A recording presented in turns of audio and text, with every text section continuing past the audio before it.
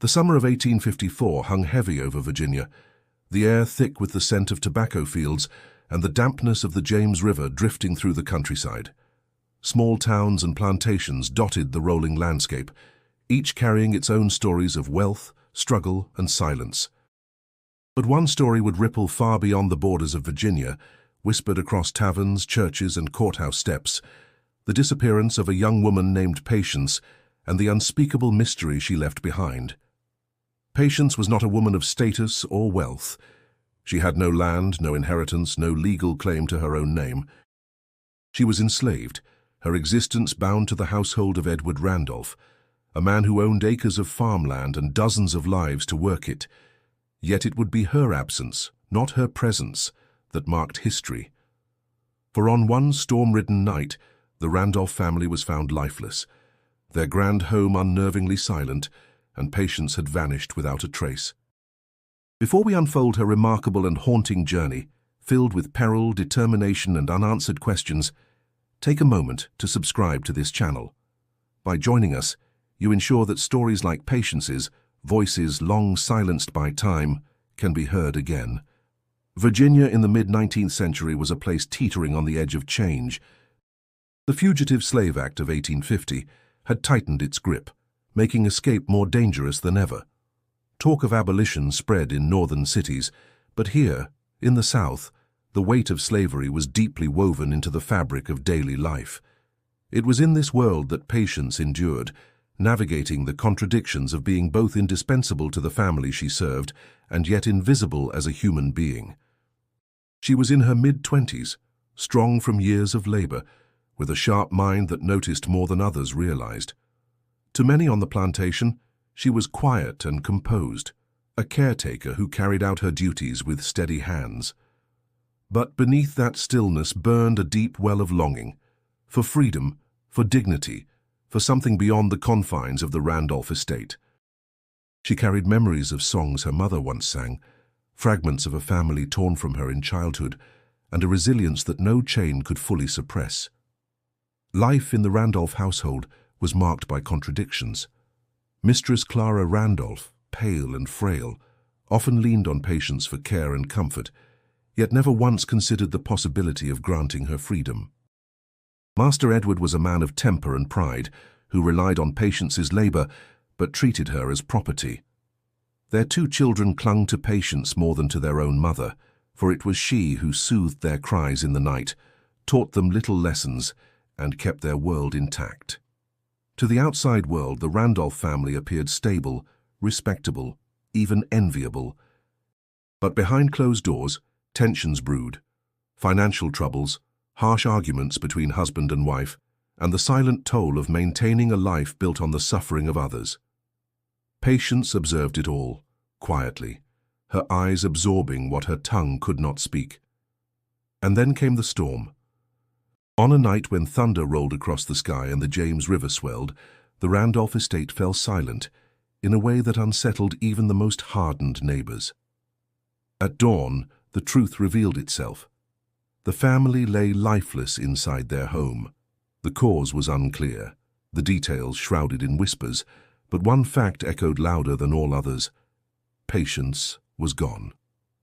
Had she fled in the chaos of the storm, seizing a chance for freedom? Or was there something darker behind her disappearance?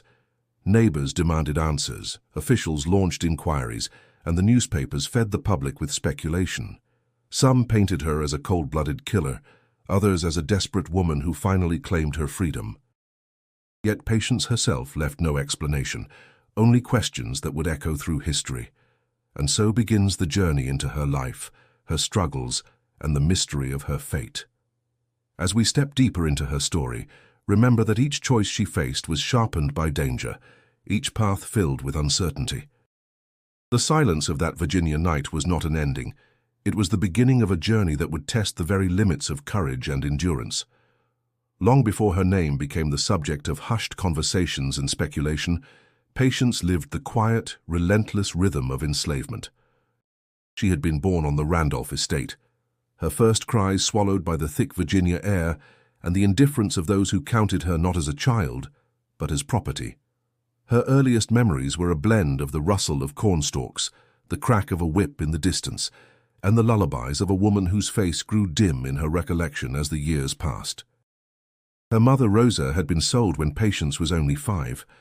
That memory was a scar she carried silently, the frantic embrace, the smell of her mother's sweat mixed with tears, and the sudden emptiness afterward. Her father she never knew. His name, like so many, was swallowed by the silence that slavery demanded. In the absence of parents, Patience clung to the wisdom of Aunt Millie, an older woman on the plantation whose back had long since bent under years of labor. Millie, with her cracked hands and soft voice, became a guide and protector. She whispered verses from the Bible in the darkness of the quarters, weaving faith into Patience's heart. "Child," she would say, her voice rough but steady, "you got to keep your mind sharp, sharper than the blade they swing at your back. Your spirit's the one thing they can't chain if you don't let 'em." Those words became Patience's anchor. Even as she rose before dawn to sweep floors, stoke fires, and scrub linen until her fingers blistered, she carried Millie's voice within her. The Randolph house was large, its polished wooden floors and high windows, a cruel reminder of wealth built on the sweat of those who had nothing. Patience moved through its rooms like a shadow, present, necessary, but never acknowledged as more than an object of labor. Yet she was perceptive. She noticed how Mistress Clara's hands trembled when she poured tea, how Master Edward's jaw tightened whenever debts were mentioned, how the children cried out more for her than for their own mother. In her silence, she gathered pieces of a world that others thought she was too insignificant to understand. Her daily tasks were endless, tending to the children, carrying water from the well, gathering herbs for Clara's headaches, cooking meals under the sharp eye of the cook, and stitching torn garments late into the night. Every chore was an act of survival, every day a careful balance of obedience and the quiet preservation of self. Sometimes, when the night was clear and the work was done, she allowed herself to look beyond the horizon. She imagined rivers that stretched north, towns where no one owned another person, a life where her name belonged to her and not to the ledger of a master. These dreams were fragile, dangerous things. To voice them aloud could mean punishment, even death. So she tucked them deep within, keeping them safe as one might guard a hidden ember. Her only release was in the songs.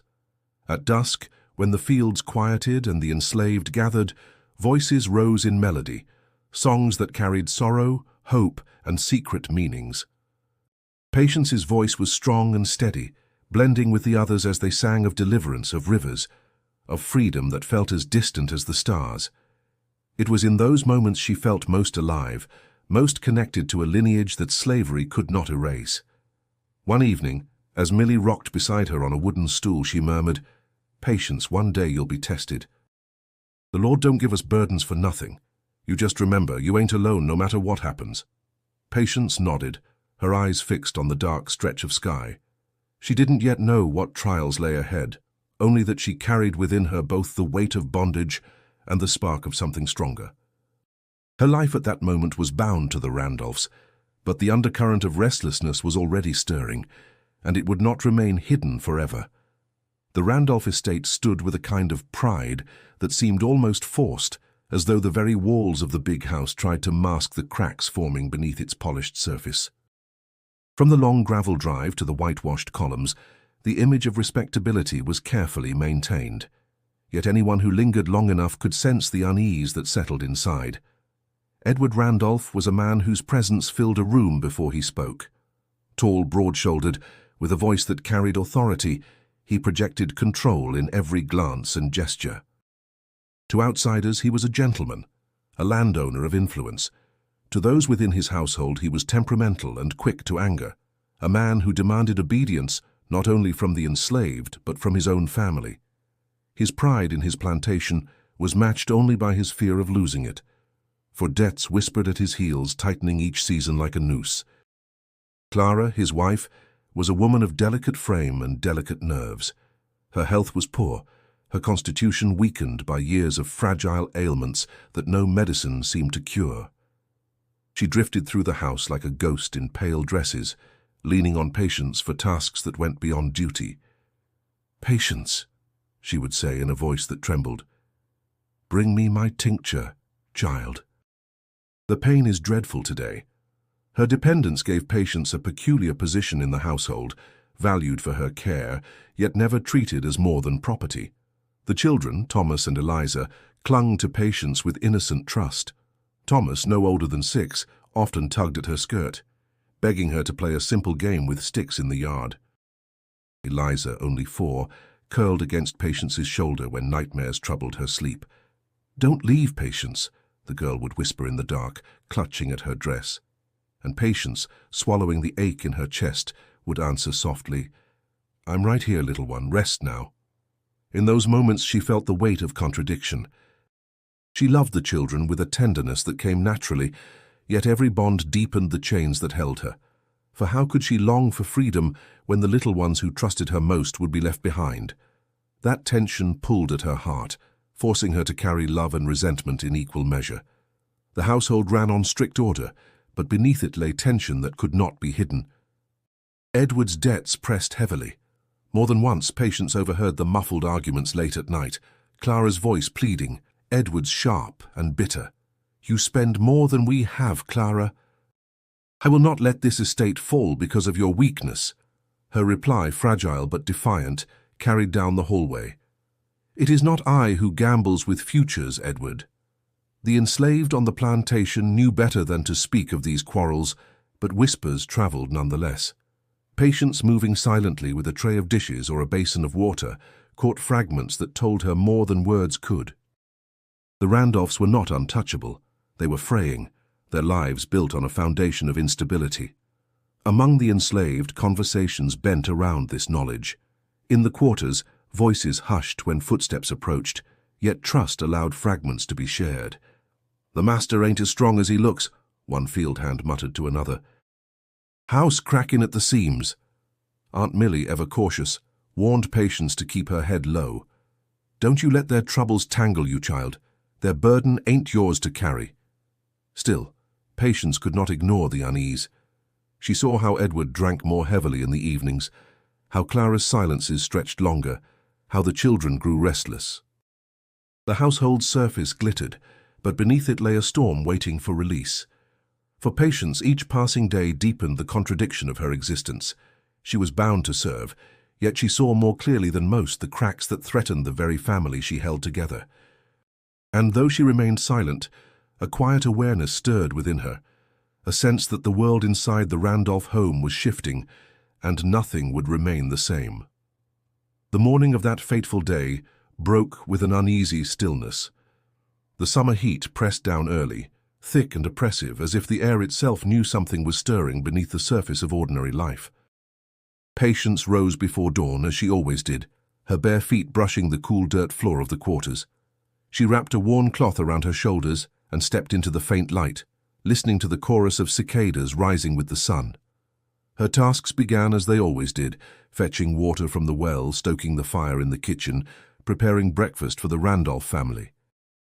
Yet everything felt heavier, slower. Even the clatter of pots and the hum of voices among the enslaved seemed subdued. Aunt Millie, who rarely let silence settle, spoke only a few words. "Something in the air today," she muttered, shaking her head. Patience nodded, though she could not name what she felt. Inside the Randolph house, tension curled like smoke. Clara's hands shook as she tried to sip her tea, her pale face turned toward the window, as though searching for relief in the swaying fields. "Patience," she said quietly. "Bring me my shawl. I feel so chilled, though the sun burns outside." Her tone carried weariness, but also something else, resignation perhaps, or fear. Patience fetched the shawl, draping it over her mistress's shoulders with practiced care. Clara's eyes lingered on her.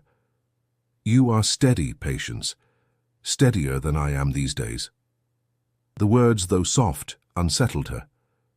Compliments were rare, and this one sounded almost like a confession.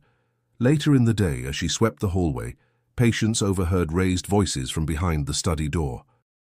Edward's tone was sharp, each word clipped. "I will not tolerate weakness, Clara, do you understand? We are standing on the edge, and if we fall, it will not be because of me." Clara's reply came faint, but firm. "You gamble with land, with lives, with everything. You act as though the world bends to your will, but even you cannot hold back what's coming. Patience froze, broom in hand, listening. Her heart thudded. She did not understand every detail, but she recognized the desperation in Clara's voice and the fury in Edward's. The study door opened suddenly, and Edward stepped into the hall, his eyes flashing with irritation. When he spotted Patience, his voice cut like a blade. "What are you standing there for?" "Get on with your work." She lowered her gaze and nodded quickly, resuming her sweeping as though nothing had passed. But the words she heard lingered, gnawing at her thoughts. As afternoon gave way to evening, storm clouds gathered over the horizon. The air grew thick, the kind that made the skin prickle before thunder broke. Patience guided the children through their supper, listening to the distant rumble. Thomas poked at his food with impatience. "Will it storm, Patience?" he asked, wide-eyed. "Yes, little one," she said gently, smoothing his hair. "The sky's just stretching its voice, nothing to fear." Eliza leaned against her, whispering, "Stay with us when it comes." Patience nodded, though her mind was far away. She could not shake the heaviness pressing on her chest, as though the storm outside was only a shadow of something larger. That night, as rain began to fall, the quarters buzzed with quiet talk. Some whispered of escapes, rumors that a group had made it north just weeks before.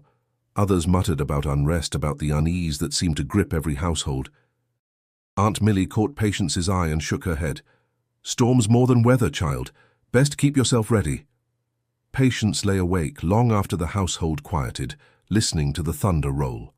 Her thoughts twisted restlessly, of the children's trust, Clara's strange words, Edward's anger, and the whispers of freedom carried on the wind. She did not know what tomorrow would bring, only that something was shifting, and the storm outside was only the beginning. The storm broke with fury, rain slashing against the shutters, and thunder rolling across the Virginia hills like cannon fire. Lightning tore open the night sky, flooding the Randolph estate in sudden bursts of white. Inside the house, the air was heavy with dampness and unease. Patience moved through the halls with a lantern, the dim light swaying with her steps. Every creak of the floorboards seemed louder beneath the roar of the storm. The children clung to her, restless and afraid. Thomas buried his face against her arm, whispering, "Don't leave us, Patience." "The thunder's too loud." She knelt, pressing her hand gently to his cheek. "Hush now. The thunder's just noise. It can't touch you here." Eliza whimpered and reached for her hand, and Patience held them both close, steadying them with her calm, even as her own chest tightened. Elsewhere in the house, Edward's voice rose, sharp and cutting through the rain. "You'll drive us into ruin, Clara." "Do you hear me?" His words echoed down the corridor, followed by the muffled sob of his wife. Patience hesitated at the sound, her instincts telling her to turn away, to keep to her place. Yet she lingered, listening, her pulse quickening with every syllable. Clara's reply came low but distinct. "It is not I who destroys this family, Edward. You built this life on sand, and now it shifts beneath your feet." A heavy silence followed, broken only by the slam of a door and the rumble of the storm outside. Patience retreated quickly, pulling the children into their room, settling them beneath quilts. She hummed softly, a tune she remembered from long ago, one her mother had sung in gentler days. The melody wrapped around them, muffling the storm, lulling the children into uneasy sleep. But even as she sang, her mind wandered. Every sound in the house seemed sharper, every shadow deeper. The night dragged on. The enslaved in the quarters stayed quiet, huddled against the rain, whispering prayers. The storm's rage made it impossible to know what was happening beyond one's sight, and that blindness weighed heavily. Patience paced the narrow space by the children's bed, her lantern flickering low. At some unknown hour, a silence fell, sudden and jarring. The thunder faded, the rain softened, and in that pause the house felt wrong, too still, too hollow. Patience's breath caught as she stepped into the hall. The air smelled faintly of smoke, though no fire burned. She called softly into the darkness, "Mistress?" No answer came. Only the ticking of the long clock in the foyer answered her. The storm outside waned, but inside the house the silence grew unbearable. Doors remained closed, No footsteps stirred, no voices carried. It was as if life itself had been snuffed out, leaving only the echo of emptiness. When dawn broke, neighbors approached the estate, drawn by the stillness. They found the Randolph home shrouded in an unnatural quiet. Edward, Clara, and their children lay lifeless within, their faces serene yet unreadable, as though sleep had claimed them and refused to let go. The details blurred in frightened whispers, each person retelling it with slight differences, none daring to state the truth aloud. And Patience, she was gone. Her bed in the quarters lay empty, her few belongings missing. No note, no trace, no explanation. Only absence. To some, that absence spoke louder than any confession. "Ran off in the storm," one neighbor muttered grimly. "She must have done it." Others shook their heads, unsettled. Or maybe she just knew when to flee. The questions began before the bodies were even buried. Why had she vanished? What role had she played in that night of silence? And most haunting of all, was her disappearance the act of a desperate woman seeking freedom, or the flight of someone carrying a darker secret? The mystery of Patience had begun, and with it the whispers that would outlive the storm. The news spread across the county before the sun had fully risen, carried by frightened voices and the urgency of rumor. The Randolph family was gone, lifeless in their own home, and Patience, the enslaved woman who had served them most faithfully, had vanished without a trace. By mid-morning, men on horseback were gathering near the estate, their boots damp with dew, their faces drawn tight with suspicion. In taverns and churches, on porches and courthouse steps, talk turned quickly to fear. "If one of them can do this," a farmer muttered to his neighbor, "what's to stop the rest?" His voice trembled with more than anger. It was fear of an uprising, fear of losing control over the very system that held their lives in place. Mothers pulled children closer, and fathers whispered warnings about vigilance. Sheriff Thomas Wainwright, a man known for his stern jaw and unbending sense of order, rode to the Randolph estate before noon. His eyes swept the scene, noting the stillness of the rooms, the absence of any sign of struggle, and the empty space where Patience should have been. He questioned the neighbors who had first entered. Their answers were muddled, each colored by their own suspicion. "She was always too quiet," one woman said sharply. "You can't trust silence." Another shook his head. "I don't know. Never saw her raise her voice, let alone her hand." The sheriff turned to the enslaved workers, their faces drawn with caution. They knew the danger of every word they spoke. Aunt Millie, steady though weary, met the sheriff's gaze when he pressed her for answers. "She worked hard," Millie said softly, "kept to herself. That's all I know." But her eyes flickered, betraying the weight of fear she carried. She understood too well that any word could bring punishment not only on Patience, but on all who remained. The local newspaper wasted no time in seizing the story. By the next day, bold headlines declared, "Enslaved woman vanishes after Randolph tragedy." The details inside were thin, padded with speculation and whispers. Some accounts painted Patience as a cunning fugitive who had waited for the perfect storm to make her escape. Others branded her a killer, suggesting she had turned on the very family she served. Facts mattered little. Fear and sensation sold papers, and the mystery of Patience provided both. Among the enslaved community, the reaction was far more complex. In the quarters, behind closed doors and hushed tones, people whispered her name with a mixture of awe and dread. "She made it out," one young man whispered, eyes wide. "Storm covered her tracks. She's free now." Another shook his head grimly. "Freedom? They'll hunt her down, drag her back." Mark my words. For some, her disappearance was a flicker of hope, proof that escape was possible even from a place as bound as the Randolph estate. For others, it was a dangerous reminder that one person's flight could bring harsher chains on all who remained. The white families of the county grew restless. Locks were checked twice, rifles kept closer at hand. Meetings were held in barns and town halls, men vowing to tighten control, to ensure no uprising would spread.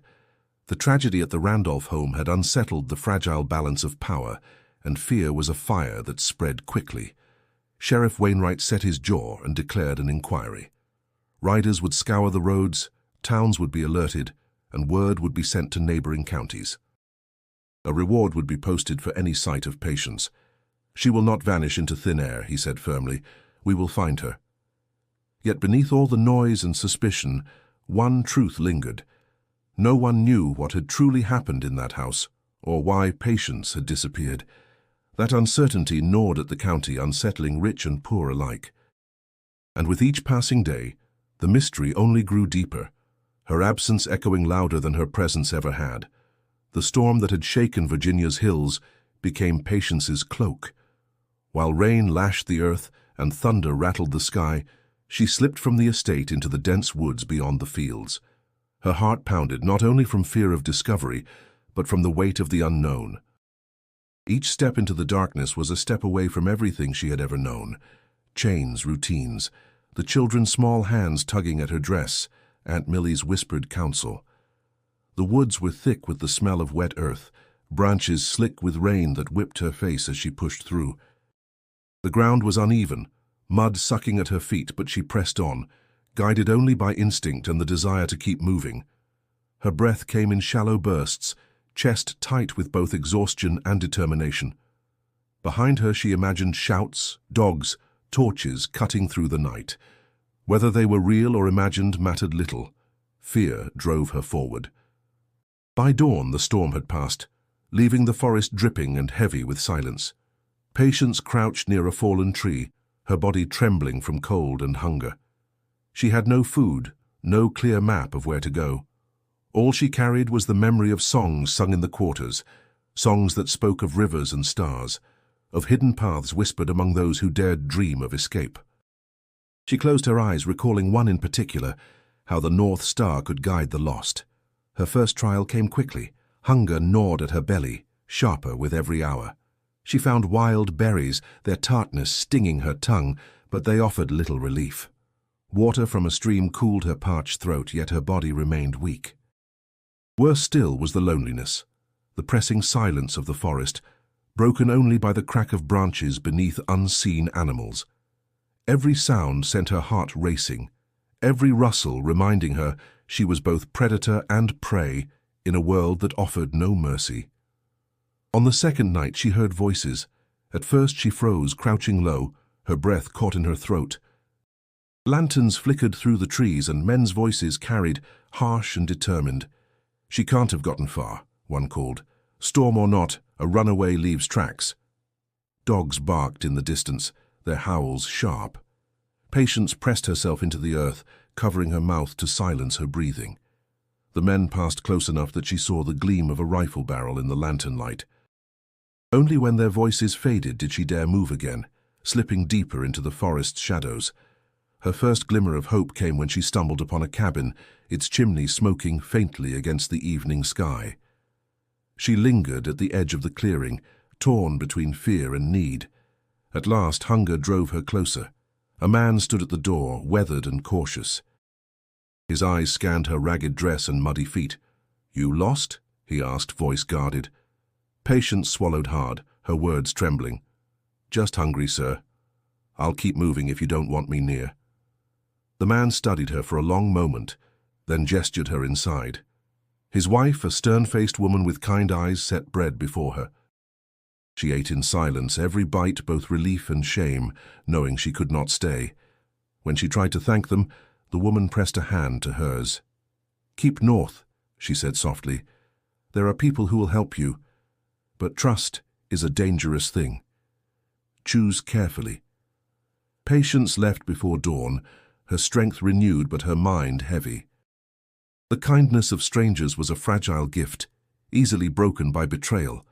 She walked faster, her eyes always scanning the horizon. Each mile carried her farther from the Randolph estate, yet the question remained, was she truly escaping or only running deeper into danger? The woods stretched endless before her, and though her body ached, she pressed on. Somewhere ahead lay the faint promise of freedom, but behind her trailed the weight of a past that would not let go. By the time Patience reached the outskirts of Richmond, the storm-washed woods gave way to roads filled with wagons, markets buzzing with merchants, and posters nailed to trees and posts. She pulled her scarf low over her face, her eyes scanning the edges of every wall. It did not take long to see her own danger plastered in ink. Reward for the capture of a runaway slave named Patience, age 25, last seen near the Randolph estate. The Fugitive Slave Act hung over her like a shadow. Passed only a few years earlier, it gave hunters the right to seize runaways even in free states, turning every stranger into a possible captor. Patience understood now that her flight was not only against her former master's household, but against a law that made her existence a prize for anyone willing to claim it. She ducked into alleys, keeping to the edges of the city, the smell of smoke and horses pressing around her. Hunger gnawed at her belly again, but she dared not beg openly. Every face seemed to study her too closely.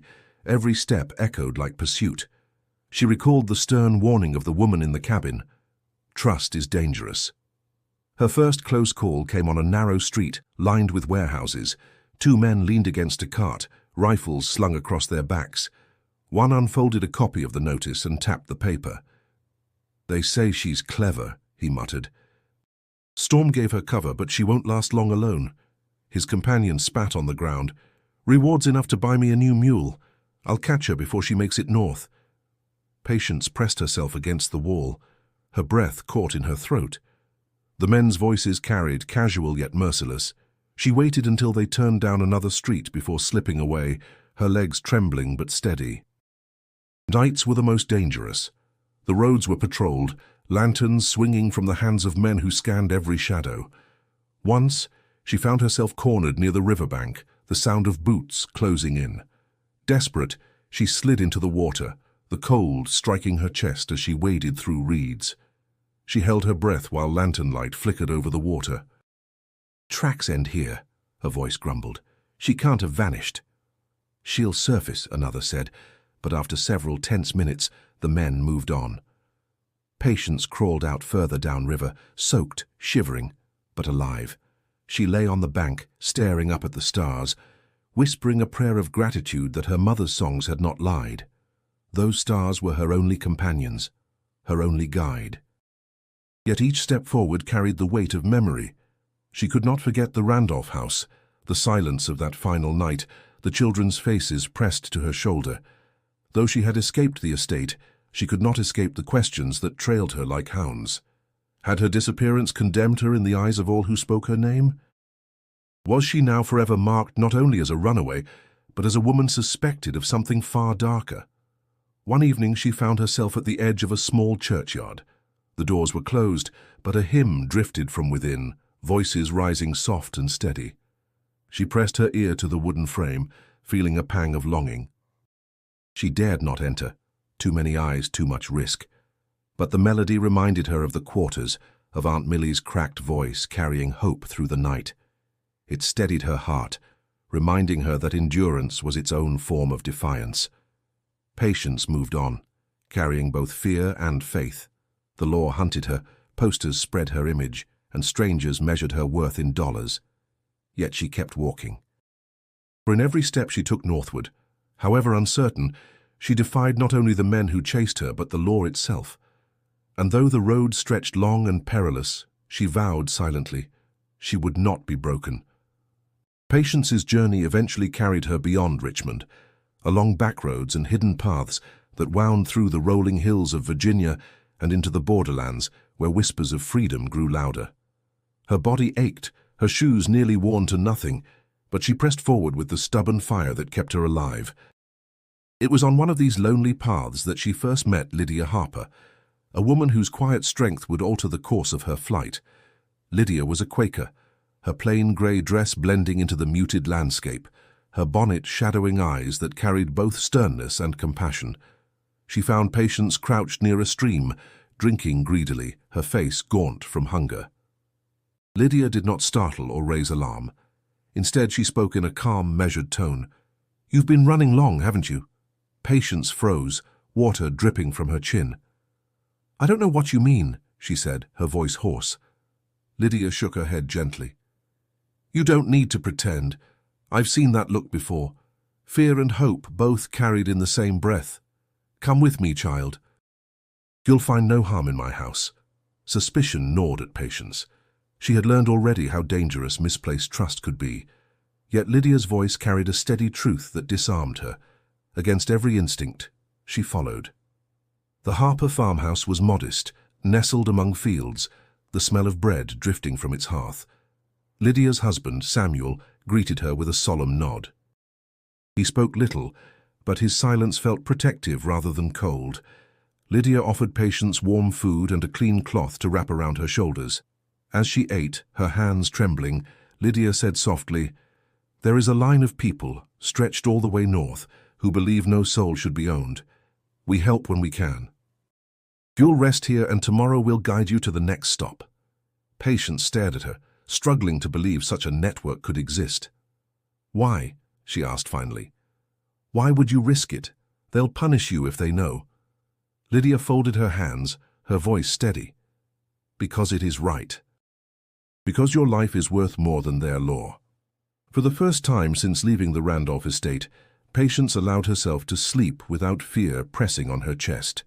She awoke to the sound of Lydia's voice reading softly from Scripture, the words about deliverance and steadfastness stirring something deep inside. The next leg of her journey took her into Pennsylvania, where safe houses dotted the countryside. Each was marked by subtle signs, a lantern placed just so in a window, a quilt with particular patterns hung on a line. Patience learned quickly to read these symbols, her sharp mind storing every detail. Still, every arrival carried risk. At one stop, a farmer's wife offered her bread with trembling hands. "God bless you," the woman whispered, "but you must leave before dark. My neighbors would not take kindly to this." The fear in her eyes reminded Patience that even kindness came laced with danger. Trust remained her greatest struggle. She watched every gesture closely, weighed every word. Yet she also began to find strength in companionship. Other fugitives crossed her path, men and women with stories as heavy as her own. Around small fires in hidden barns, they shared fragments of their lives. One young man, his back scarred from whippings, whispered, "Every mile we take is a victory, don't you forget that." Patience carried those words with her, along with Lydia's steady assurance. Though fear still clung to her, though bounty hunters prowled every road, she was no longer entirely alone. In the fragile bonds formed with strangers, she felt the faint stirrings of something new, belonging. And yet, even as the road ahead stretched with promise, a question lingered like a shadow. Could freedom ever truly be hers, or would the law that hunted her always reach farther than she could run?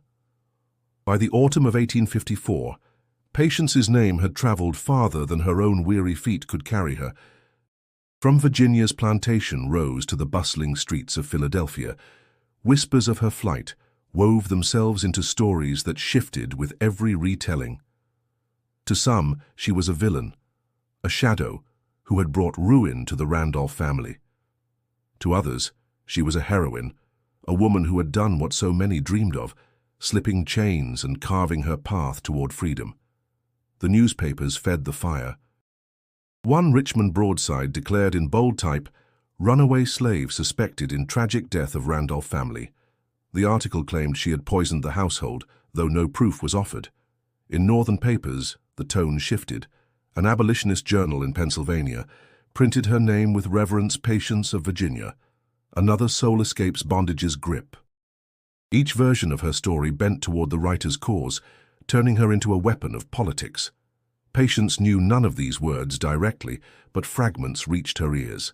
In barns and safe houses, men and women repeated what they had read. "They say you brought down the master himself," one fugitive whispered with wide eyes. Patience stiffened, shaking her head. "I brought nothing but myself. The rest is not mine to tell." Yet she felt the burden of those tales pressing on her. Every step she took northward seemed to carry not only her own body, but also the weight of a legend she had not asked for. It unsettled her, for legends could inspire hope, but they could also draw danger. In Virginia, enslaved communities passed her name like a secret prayer. Around firelit gatherings, voices murmured, "Patience ran. She made it through the storm. If she can, so can we." The thought fanned sparks of courage, though it also brought harsher eyes from masters who feared rebellion.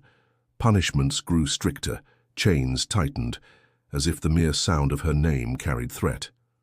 Sheriff Wainwright, still leading the inquiry, bristled with frustration. His search had stretched thin, his deputies weary. At the tavern, men mocked his failure. "You'll not catch her now," one sneered. "She's slipped beyond your reach." The sheriff slammed his glass down. "No one vanishes without a trace. She's out there, and she'll be brought back." His certainty was a mask for doubt, but pride forced him forward. Meanwhile, abolitionist circles seized her story as proof of resilience. Meetings in Philadelphia and New York invoked her name, though most had never seen her face. "Patience is the evidence of courage in bondage," one speaker declared, his words stirring applause. For those who sought to end slavery, she became more than a woman, she became a symbol. Yet for Patience herself, the nights remained cold, the days long. She still walked roads where bounty hunters prowled, still measured every stranger's gaze. The growing legend did not shield her from hunger or exhaustion. Instead, it left her wary, wondering who might betray her for reward, who might hand her to the very men chasing her shadow. One evening, in a small farmhouse near Lancaster, she confided in Lydia Harper, who had guided her again along the route. "They talk of me," Patience said softly, eyes downcast. "They put words in my mouth, deeds in my hands. I never asked for this." Lydia reached across the wooden table, her voice firm but kind. "Child, you cannot choose the stories they tell, but you can choose the steps you take. Walk them true, and the truth will outlast the lies."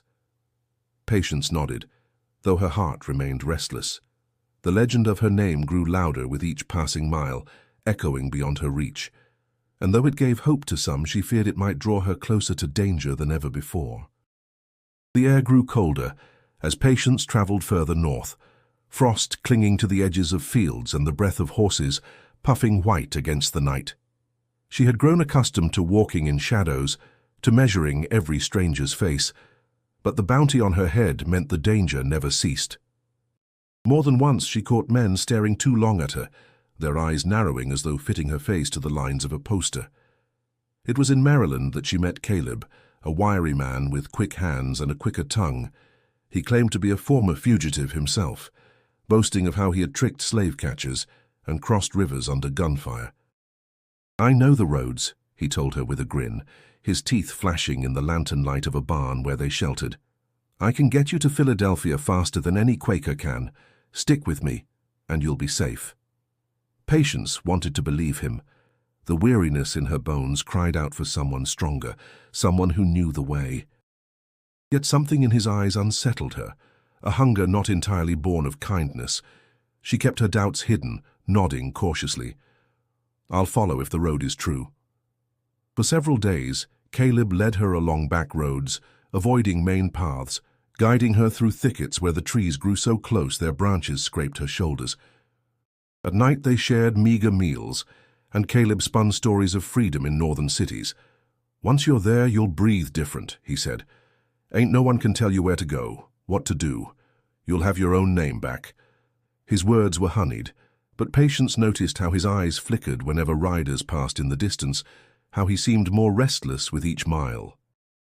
One evening, as they neared a small town, she overheard him speaking in low tones to a stranger by the roadside. The wind carried fragments of their words. "Rewards high. Tonight, near the mill." Her blood ran cold. Betrayal. She slipped back into the shadows before they saw her, her breath coming fast. She knew then that Caleb had not been her savior, but her trap. When night fell, he urged her toward the mill on the edge of town. "There's a family there," he said smoothly.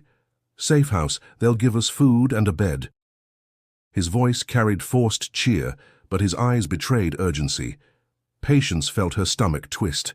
Every instinct screamed that the mill was no refuge. She slowed her steps, then stopped altogether. "I'll not go," she said firmly. "The road don't feel right." Caleb's smile cracked, frustration flashing across his face. "Don't be foolish, woman.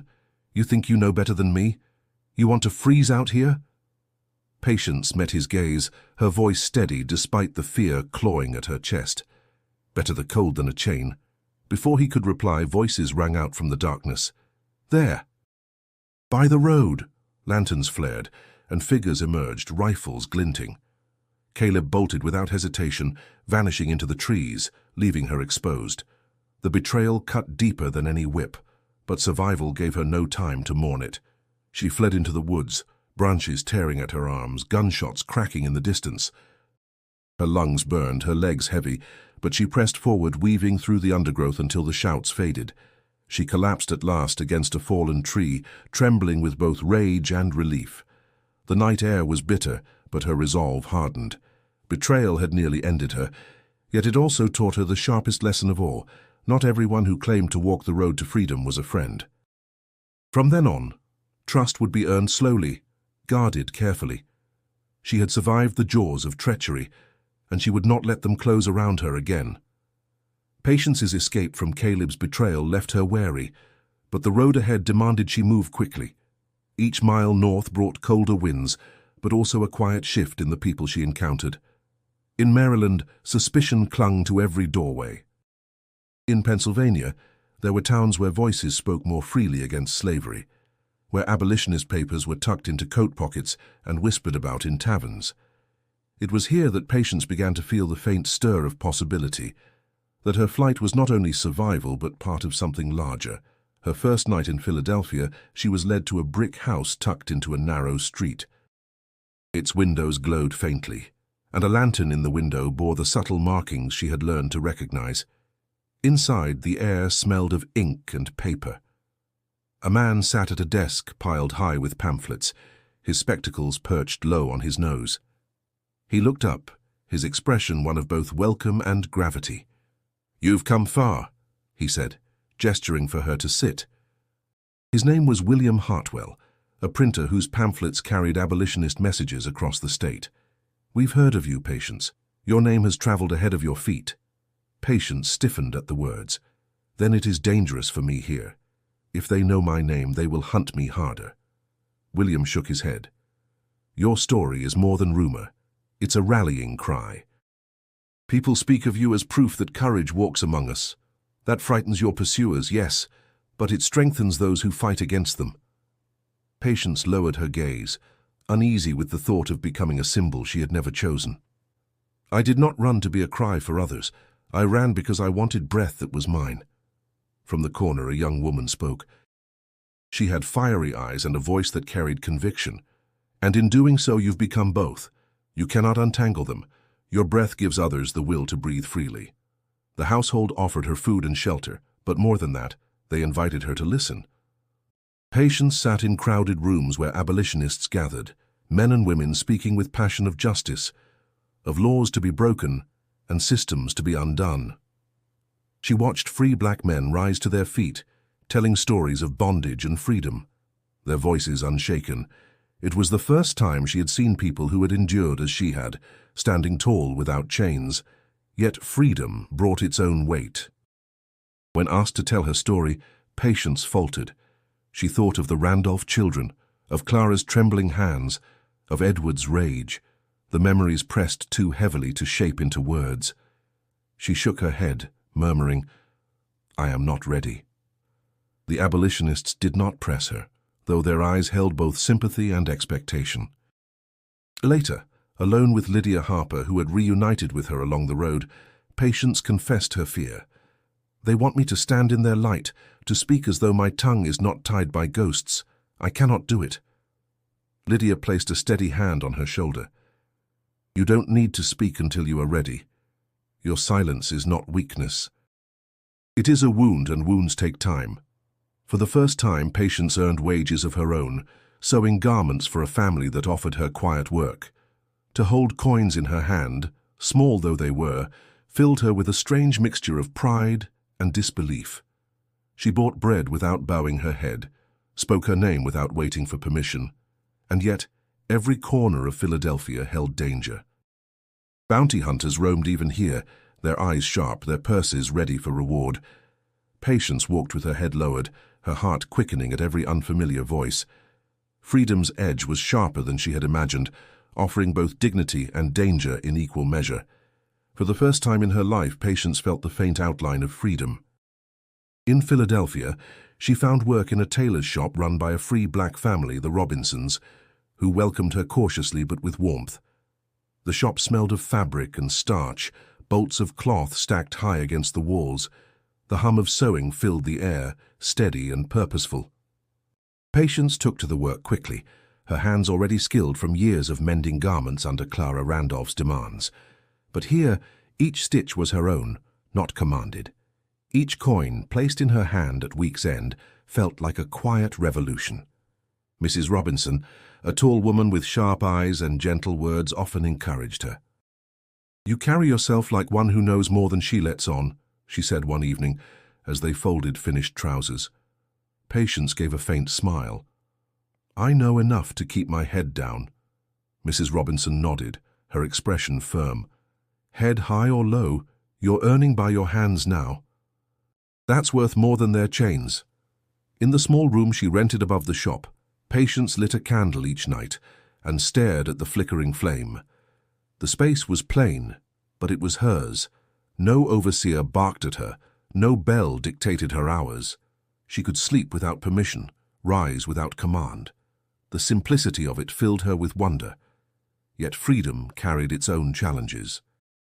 She struggled with trust, even among those who showed her kindness. When customers entered the shop, she avoided their eyes, fearing recognition. On the streets, she kept to shadows, her pulse quickening at every shout that echoed too loudly. The memory of Caleb's betrayal lingered, sharpening her caution. Despite her fear, she formed bonds with others who walked the same fragile path.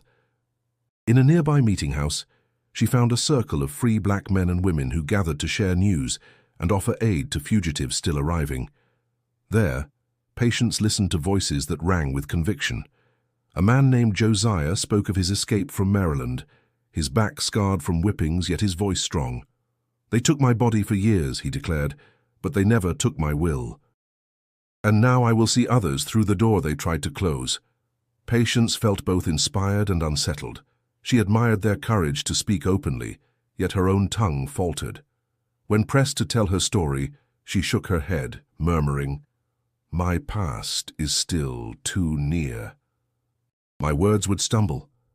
The group did not judge her silence, but it deepened her sense of being caught between two worlds, the bondage she had fled and the freedom she had not yet fully claimed. In quieter moments, she walked through the city markets, the smell of bread and roasting meat filling the air. For the first time she could choose what to buy, her coins clinking in her pocket. She marveled at children who laughed freely, women who strolled without fear of being sold, men who carried themselves without chains. Yet beneath her awe was a persistent ache. She thought of Aunt Millie, of the enslaved still bent under labor in Virginia, of Thomas and Eliza, whose small hands had once held to her dress. The guilt of her own freedom pressed heavily, reminding her that liberation, though precious, was incomplete while others remained bound. One evening, as she sewed beside the Robinsons, Mr. Robinson glanced at her thoughtfully. "You seem restless, Patience.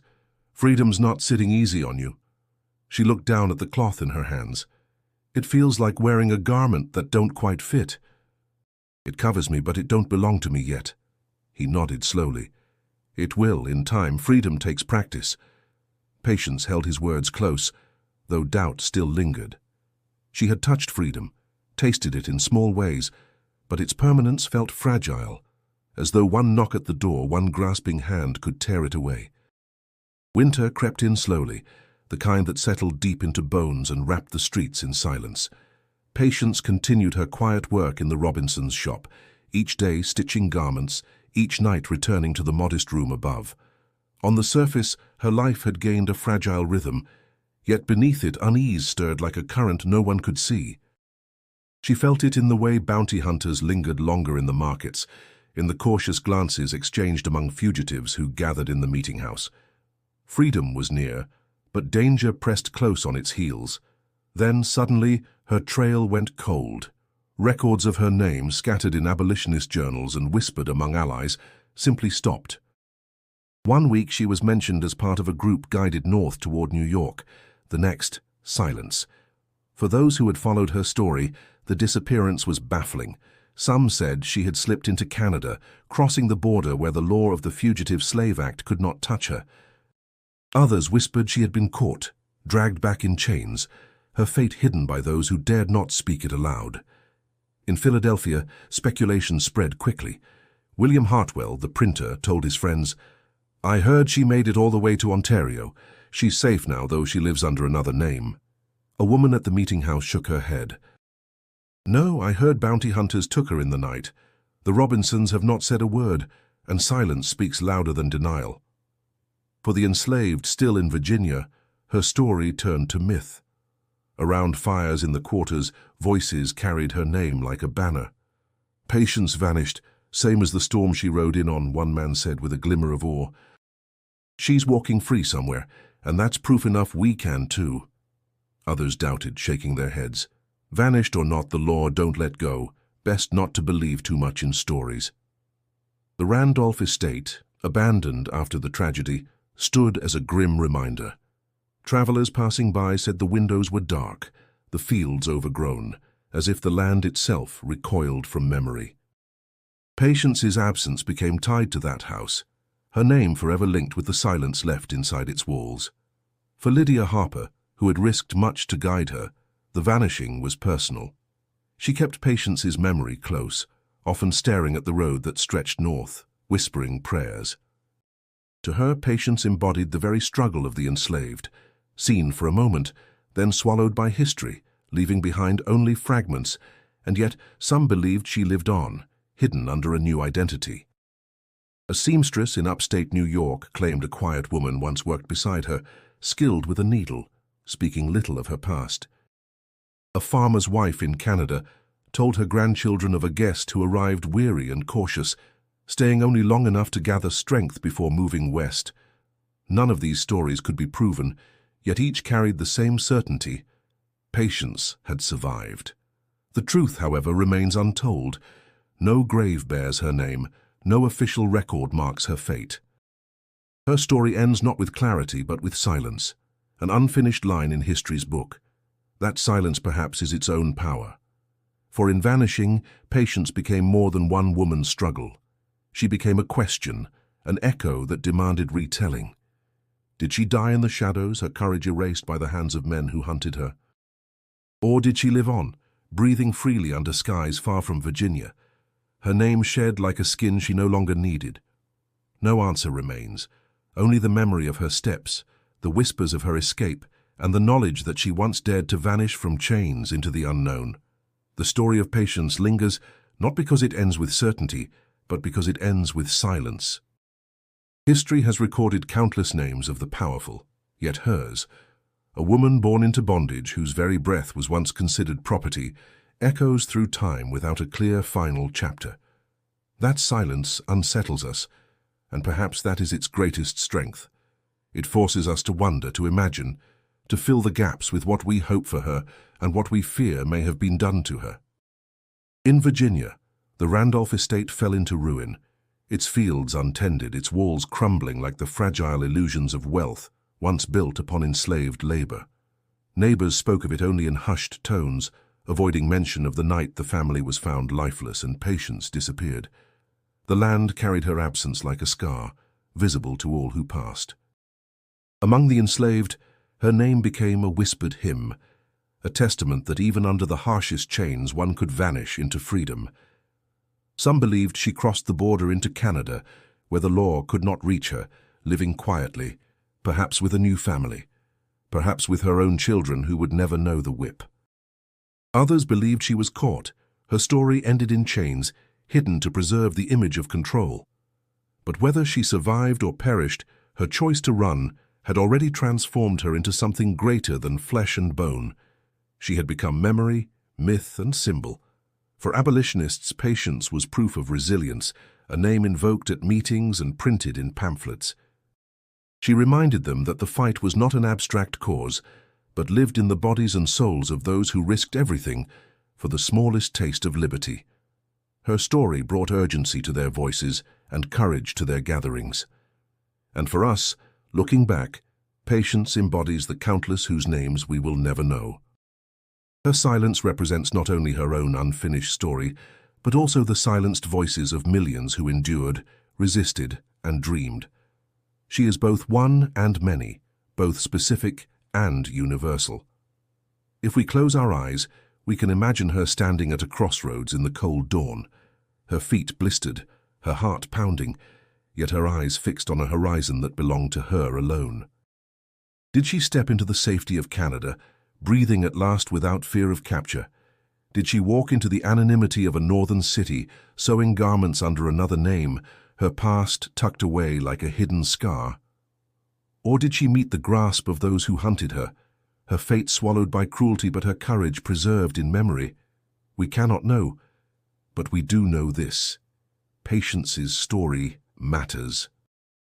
It matters because she chose to run. It matters because her disappearance unsettled an entire county, rattled the system that claimed to own her, and left behind a silence that continues to speak. Her life was more than the mystery of one night. It was the story of resilience in the face of despair, of endurance in the face of betrayal, of a will to live as her own and not as another's possession. That is her legacy, and it belongs not only to her but to all who listen now. So as we leave her story here, unfinished yet unforgettable, let us carry with us what it demands: to remember the humanity of those the world tried to erase, and to honor their courage by refusing to let silence win. If Patience's journey moved you, subscribe to this channel so that more forgotten voices of history can be heard again. And don't miss the next story waiting on your screen. It continues the path of resilience, courage, and the unyielding fight for freedom.